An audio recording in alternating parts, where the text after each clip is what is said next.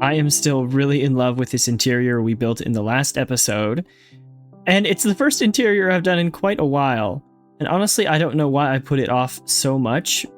Interiors are a lot of fun, and they just add so much to your build, and I can actually walk around in this now. I'm so pleased with that. And I'm really pleased with the outside as well. I think it turned out better than I had hoped for.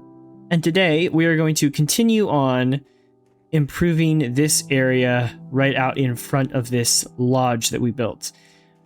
Right here, I want to build a couple cabins here, because this is supposed to be like a lakeside kind of resort or lodge area. So a couple cabins here, maybe a dock area here, some boats.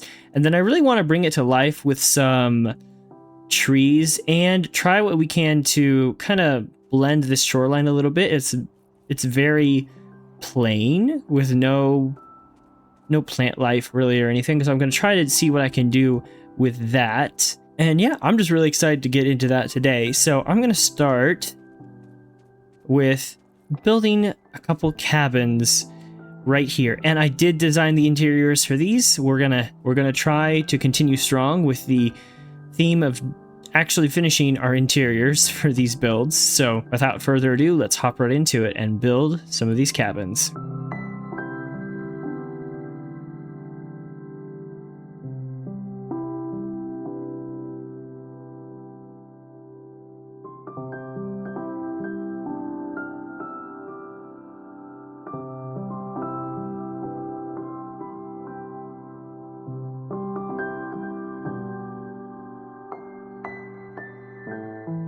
And there we go, that did not take too long. We have two of our cabins here. I decided to make them look somewhat consistent with our lodge we made, so I used a lot of the same colors, especially on this one, the dark oak and the spruce, with the roof having some snow mixed in, some quartz, some pale oak, and some diorite. We have the same thing here with these roofs, but I went for a little different color on this one. I just tried some mangrove wood along with the dark oak. I think that color works pretty well, just to create some variation on these little cabins here. We will probably make more when we get to the rest of this lake, but for right now, 2 is what seemed to fit here best. So let's look at this one first. So this one has more of like an overhang kind of porch type area around it. That one's pretty plain in that regard. And then the interiors for both of these cabins I did pretty similarly. I think the only thing missing in these cabins, I forgot to do the paintings. I'll get to those later on, but we have a bunk bed kind of like we had in the lodge, just a little table here, a shelf here, a little table, and a carpet. Just keeping it pretty simple overall. And then in the red cabin here, we have a rug with some leaf litter, another shelf, another bunk bed.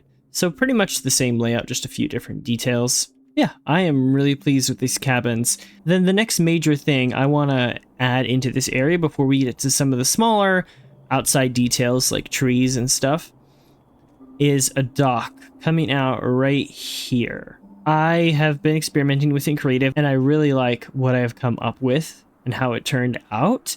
So I'm really excited to show you guys that. So I have the resources for it. Where did I put them? Yeah, here are the resources for it right here. So I'm gonna get these all out and get to some more building again.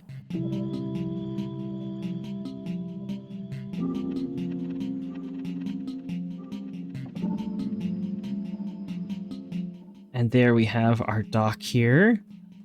I really like how this turned out. The color I chose for it is the jungle wood. I think that color really works and kind of stands out from the other buildings that we've done. It doesn't just blend into it.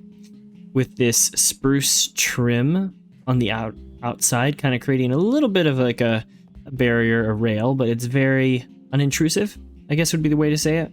Oh, it's starting to snow. And then I like these fence posts here, just like the little posts you can tie your boat to.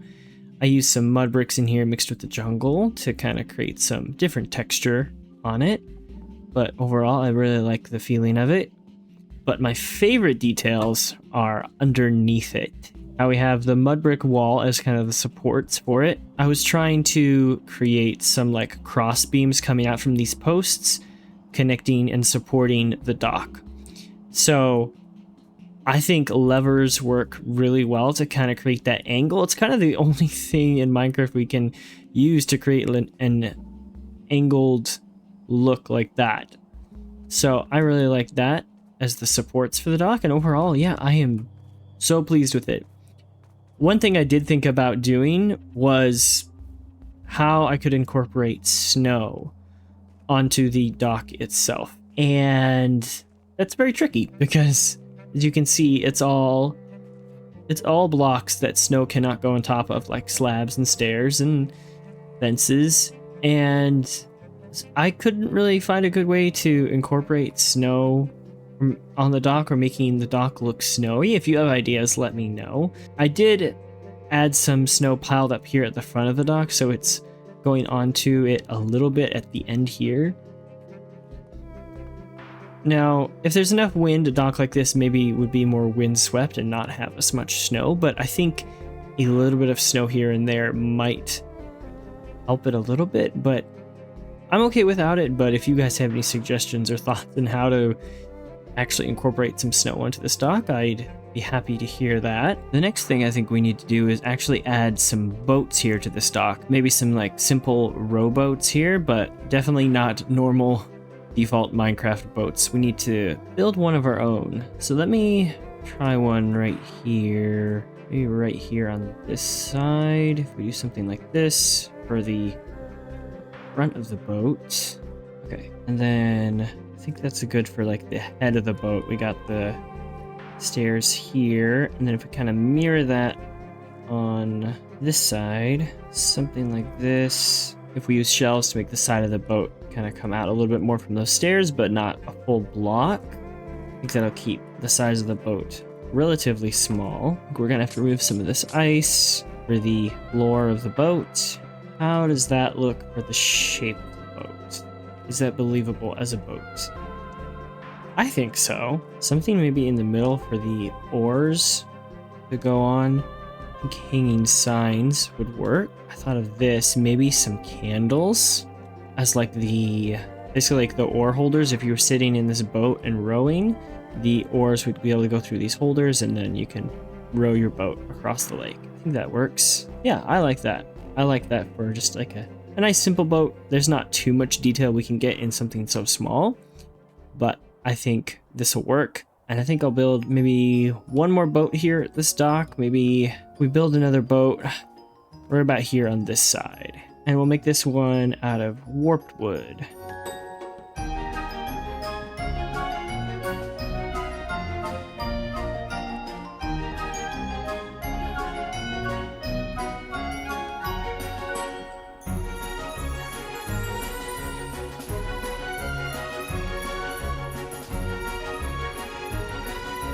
And there we go, a second boat, just like the first one.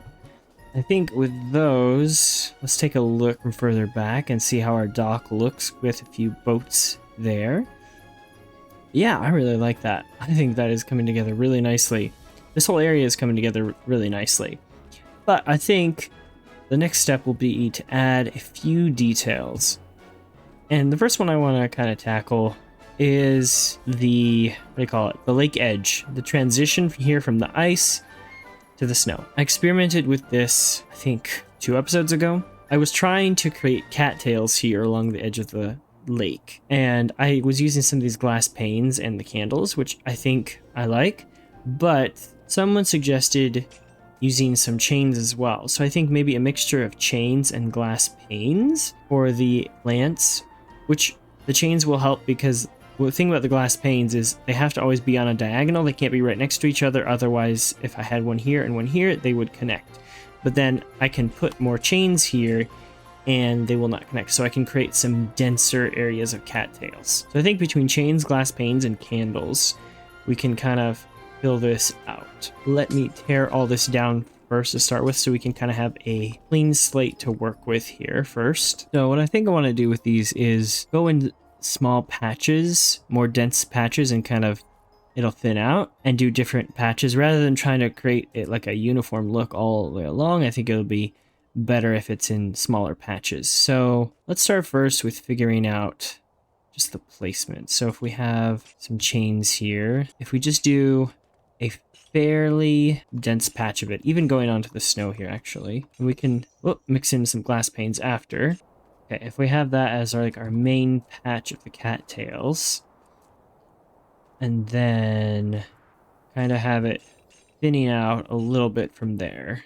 Let's start adding in some glass panes in this area. Some glass panes kind of spread out here. How does that look as a general layout of our plants? Where it's densest right here in the middle, and it kind of thins out, and towards the thinner edges out here, it's more so just glass panes. Maybe have the one out here. I think that's too far out. Just a little bit too far out. Maybe like right there. I think that will be our main patch, and maybe we'll have like a couple smaller patches, but I think for the most part, that'll be good. Let's create some height variation within this. I think in this densest part of the patch is where I'll mainly have the two tall cattails. Once we get beyond that main patch, it'll mostly be shorter ones. Yeah, I think that'll work to help really have that one area much denser. I think that works pretty well. There's some extra details we're going to do to this to make it blend in a little bit better. But let's add some candles in here. Not every single plant will have like the cattail head, but a good majority of them will. I think all of the tall ones should have the cattail. But yeah, I like it with the candles better. Kind of smooth this transition of the snow out here. I'm going to break some of these ice blocks, have the snow come in amongst the cattails. And then let's just complete the snow layers in here. Yeah, I think that looks good just like that, with the snow coming kind of out and in amongst and in between the cattails. I think this looks a lot better. So I'm going to kind of follow this kind of design principle and fill out a few more cattails, maybe another patch over there, another one over here. And another thing I want to do is add a few fallen trees along the edge and then actually build some trees up here. I think this area will be really looking good and coming together quite nicely. But let's sleep. And then I'm gonna... There's monsters. Sleep. And then I'm going to work on this shoreline a little bit more off camera.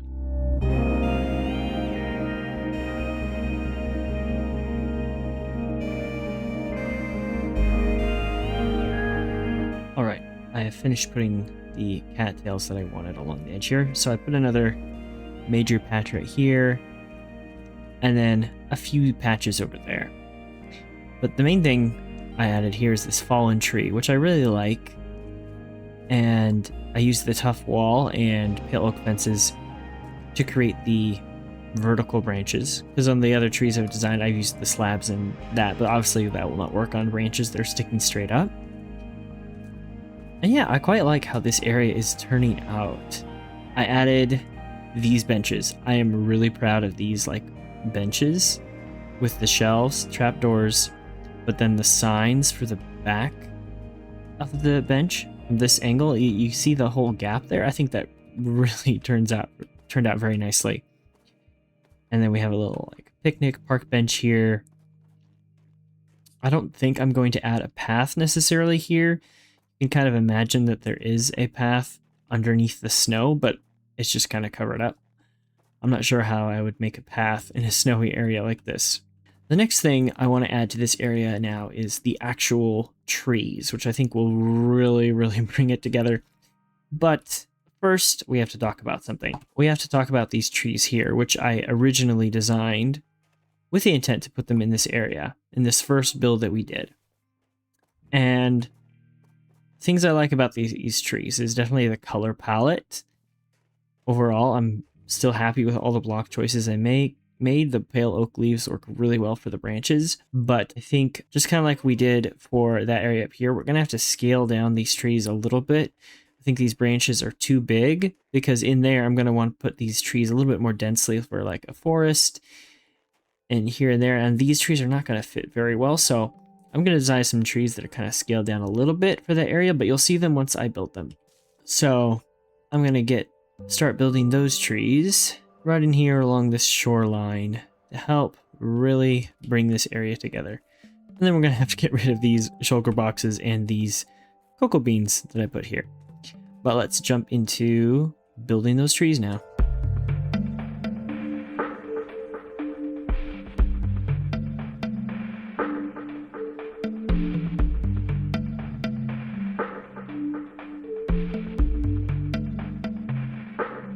All right, I have just now finished some of the final touches on this area, and I think it has really come together now with the trees and adding in some extra foliage. This whole area, minus these shulker boxes and cocoa beans, looks really, really nice.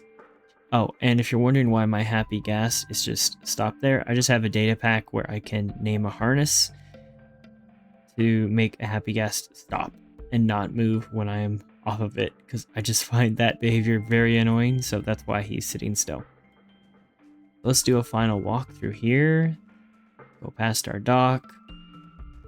Now, there's not an actual path here, but there's kind of an implied path running along the front of these cabins where there's not a lot of plants growing in this area. I kind of left it clear, kind of creating an implied path that you walk along here. We added in a bunch of these trees. I really like these simplified versions. It makes it just easier to fit in by these mountains if the tree branches aren't sticking too far out. We added some pale hanging moss in some of the trees. I really like that. And then we added in our gray and dried grasses along the edge here. I added some extra bushes, the browns. Again, we're using just the browns, the grays, any color but green in this environment is welcome. Let me quickly sleep and eat. I realized my hunger is way down. Then we keep going along here. Got more of the grasses, more of the foliage, this little picnic bench here. And then it leads up to the other cabin and kind of just ends here.